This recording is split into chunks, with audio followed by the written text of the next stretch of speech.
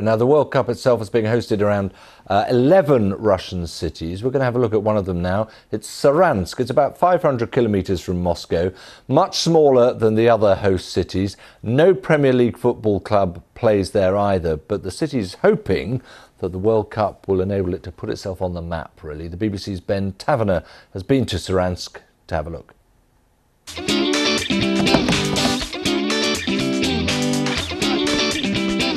Wow. Despite being just a stone's throw from Moscow in Russian terms, most Russians would probably struggle to locate Saransk on a map. But with the World Cup in town, this city, better known for its gulags than its goal scoring, is trying to put on a show. The Killer Ensemble singers are gearing up to star in Saransk's World Cup celebrations.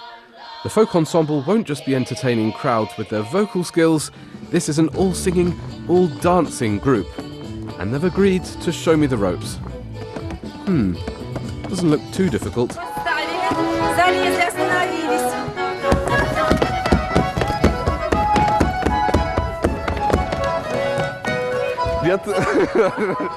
Best leave it to the experts.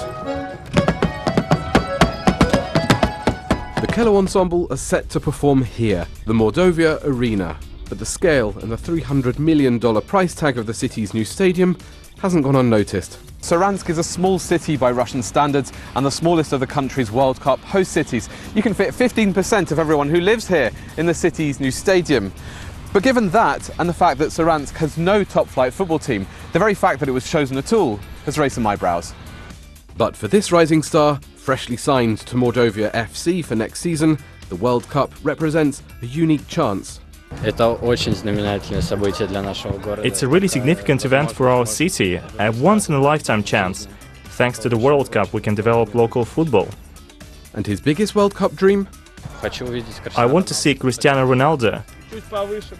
Although their football team isn't in Russia's Premier League, people in Saransk are fiercely proud of their city. But I've got a question for them. We've been in Saransk for a couple of days, and one of the things we've noticed is there's an awful lot of wedding boutiques here. Why? It turns out weddings are big business here. And Saransk's wedding obsession is also reflected in the region's best-known dish, bear's paw. People here did used to eat bear meat, and suitors would bring the father of the bride a bear's paw to prove their worth. And here it is, Mordovian bear's paw. Thankfully today, not made of bears.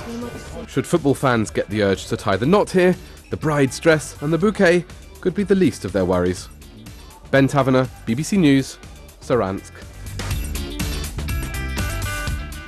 Well, that's a fascinating insight into a relatively unknown Russian city there. You get much more on the world.